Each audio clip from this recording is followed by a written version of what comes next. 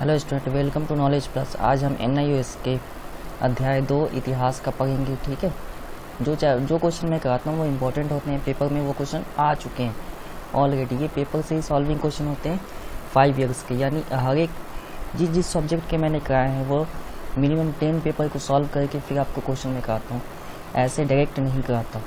Book में question already बहुत ज़्यादा दिए हुए हैं, ठीक है, तो उनमें से सिलेक्ट करना थोड़ा मुश्किल होता है, लेकिन पेपर सॉल्व करके इजी होता है। और मैं पेपर का ही क्वेश्चन डायरेक्ट आपको कराता हूँ। अगर वीडियो अच्छा लगता है तो लाइक शेयर सब्सक्राइब जरूर किया कीजिए। ठीक है, अध्याय 2 है, इसका नाम है भारत का भौगोलिक परिवेश और प्रागैतिहासिक सभ्यताएं। प्रागैतिहासिक सभ्यताएं का मतलब उस सभ्यताओं की बात की जा रही है जिस टाइम इंसान ने रहना खाना जीना सीख तो लिया था, लेकिन इतना ज़्यादा सभ्य नहीं था। तब पत्थरों के यूज़ होता था स्पेशली, ठीक है, लोहे के बहुत कम यूज़ होते थे, सोना चांदी का यूज़ करना सीख गया था। जस्ट उस टाइम की बात होगी, स्पेशली उस टाइम भौगोलिक क्षेत्र है उसके बारे में बताया गया। तो ये बुक में ही एक बार रीडिंग आप कर सकते हैं बुक का। ठीक है, अगर फिर भी आपका इस टाइम कम है तो डायरेक्ट क्वेश्चन की प्रैक्टिस कीजिए, तो आपके मार्क्स आ सकते हैं। ठीक है, वीडियो स्टार्ट करते हैं। उससे पहले एक बार पैटर्न जान लेते हैं। पेपर में सिर्फ 18 क्वेश्चन ही आएंगे। अब 18 क्वेश्चन में क्या होंगे, 5 क्वेश्चन होंगे आपके 10 मार्क्स के, 8 क्वेश्चन होंगे 4 मार्क्स के और 4 क्वेश्चन होंगे 2 मार्क्स के। एक मैप होएगा, ठीक है। अब ऊपर कितने क्वेश्चन होंगे, 4 और 5 9 और 8 17 क्वेश्चन। लेकिन इस 17 क्वेश्चन जो होते हैं, एक मैप को आप हटा दीजिए पहले, जो 17 क्वेश्चन है उसमें से आप 3 क्वेश्चन और बाहर कर दीजिए, वो 3 होंगे आपके ऑप्शनल के।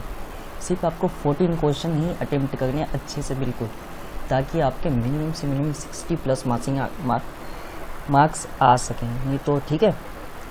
अब वीडियो स्टार्ट करते हैं और देखते हैं कि कौन कौन से क्वेश्चन हैं।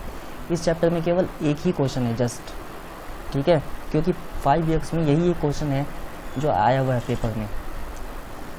इस चैप्टर को स्पेशली कम टारगेट किया जाता है क्योंकि जो सभ्यता की बात है वो हड़प्पा सभ्यता में ज़्यादा है। ठीक है, बताएंगे सभ्यता है क्या, तो उसमें से भी मैंने ये 2 क्वेश्चन उठाए और वो नेक्स्ट हमारा चैप्टर भी है। ठीक है, यहाँ से 3 क्वेश्चन स्पेशली बनते हैं, नवपाषाणिक, ठीक है, पुराना पाषाणिक और मध्य पाषाणिक। पाषाण मतलब पत्थरों का टाइम, ठीक है, याद रखिएगा ये चीज़। नवपाषाण संस्कृति की किन्हीं 2 विशेषताओं को उद्घवित कीजिए। उद्घवित मतलब बताइए कैसी संस्कृति की क्या विशेषता थी।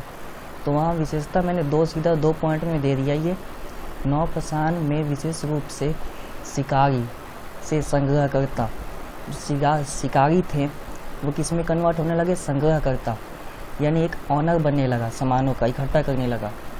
संग्रहकर्ता से पेड़ पौधे और खेती बाड़ी करने लगे। वही जो शिकारी था उसने काम चेंज करके खुद को अपने आप को विकसित किया और सभ्य बनाया। ये थी संस्कृति कि हमने सभ्य बनाना है, ठीक है। और पशुपालन करने वाले लोगों में परिवर्तन, ठीक है, परिवर्तन होने और जन समूहों के रूप में पहचाने जाने लगा। अब इतना सब हो गया कि वो जन समूहों में पहचाना जाने लगा। ये 2 ही बातें कि संग्रहकर्ता से वो किस में बदल गया, किसान में, पेड़ पौधे को, और दूसरा कि पशुपालन की सारी प्रक्रिया कारण वो समाज में जाना जाने लगा कि समाज में उसकी भी एक पहचान है। ठीक है, तो ये हमारे 2 मार्क्स क्वेश्चन है। एक बार रीडिंग कर लीजिए, वर्ड लिमिट की होती है मिस्टेक्स, तो थोड़ा बहुत आप खुद मैनेज कर सकते हैं। ठीक है, नेक्स्ट क्वेश्चन करते हैं। ये हमारा सेकंड क्वेश्चन है, हड़प्पा वासियों की धार्मिक विश्वासों का वर्णन कीजिए।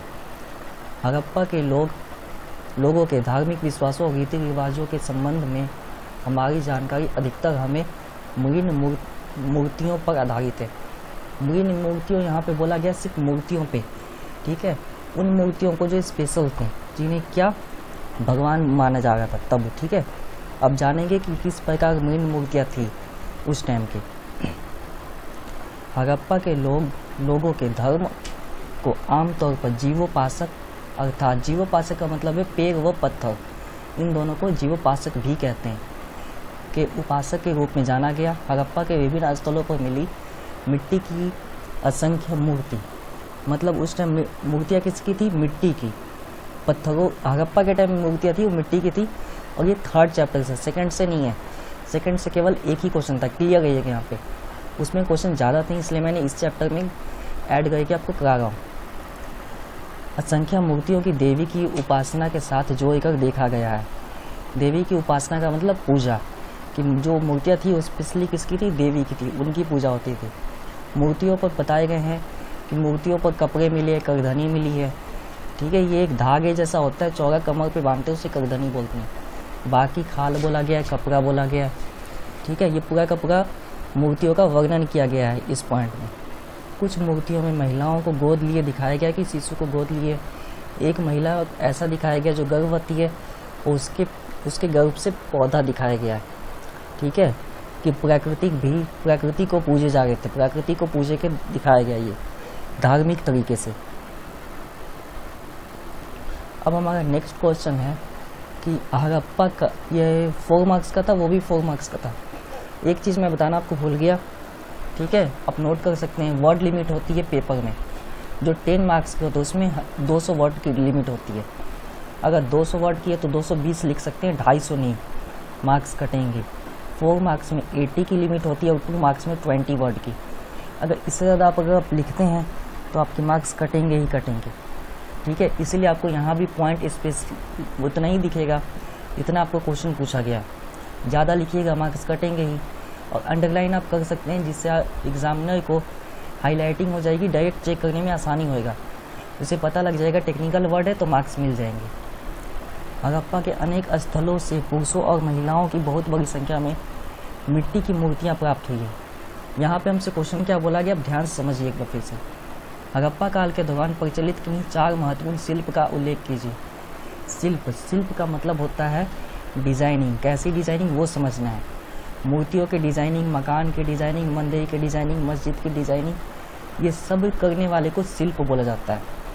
अब क्लियरिटी हुआ, डिजाइनिंग कपड़ों की नहीं करते वो, मकान की, मूर्तियों की, मंदिर की, मस्जिद की, ठीक है, गुरुद्वारे की, गिरजाघर की, इन सब की जितनी होती है ना बनावट, वो सब एक शिल्प कर सकता है, शिल्पकार। जितना अच्छा शिल्पकार होगा उतनी अच्छी वो कारीगरी शो होगी। तो हड़प्पा के टाइम देखा गया कि शिल्पकार क्या काम करते थे केवल, तो ये आपको यहाँ से पता लग जाएगा। हड़प्पा के अनेक स्थलों से पुरुषों और महिलाओं की बहुत बड़ी संख्या में मूर्तियाँ प्राप्त हुई है, मिट्टी की मूर्तियाँ। यानी शिल्पकार का एक ही काम था उस टाइम, सिर्फ मूर्तियाँ बनाना। इसके अतिरिक्त पक्षियों, बंदरों, कुत्तों, भेड़, ठीक है, पालतू पशुओं, कुबर रहित और कुबर सहित बैल के ऊपर कुबर होते हैं, ठीक है, थोड़ा सा उठा हुआ होता है, तो कुबर रहित भी और सहित भी, दोनों किस्म की मूर्तियाँ मिले हुए हैं, इनके नमूने प्राप्त हुए हैं यहाँ पे, ठीक है। फिर भी इस संबंध में सबसे उल्लेखनीय नमूना है पक्की मिट्टी का बना हुआ गाड़ियाँ, यानी परिवहन को भी मूर्तियाँ बनाई गई है। हड़प्पा काल में धातुओं की मूर्तियाँ, मिट्टी की मूर्तियाँ, इन सब के नमूने प्राप्त हुए हैं। यह हमें शिल्प का सबसे महत्वपूर्ण उदाहरण दर्शाते हैं, इसलिए कि जिस टाइम गाड़ियाँ ही नहीं चल रही है उस टाइम मूर्तियाँ प्राप्त होना, ये बहुत एडवांस सोच की बात करें कि शिल्पकार कितने ज़्यादा विकसित थे, यही दर्शाया गया है। इसलिए इस लाइन को स्पेशल मैंने मेंशन भी किया है, यहाँ पे हाईलाइटिंग की हुई है, ठीक है। तो आपने भी ऐसी हाईलाइटिंग करना है। आगे वीडियो आपको मिलते रहेंगे हर एक चैप्टर के, ऐसे आगे सोशोलॉजी के भी मिलेंगे। अगर आपने वीडियो हमारे पॉलिटिकल के देखना चाहते हैं तो इस चैनल को अगर चैनल आपको अच्छा लगता है तो लाइक से सब्सक्राइब कीजिए। हेल्प होती है तो कमेंट में बताया कीजिए। कोई भी डाउट हो, कोई भी क्वेश्चन ना समझ में आए, कोई वर्ड भी ना आए तो कमेंट में आप टाइप कर सकते हैं, मैं उसका रिप्लाई ज़रूर करूँगा आपको, ठीक है। और नेक्स्ट वीडियो में मिलते हैं, धन्यवाद।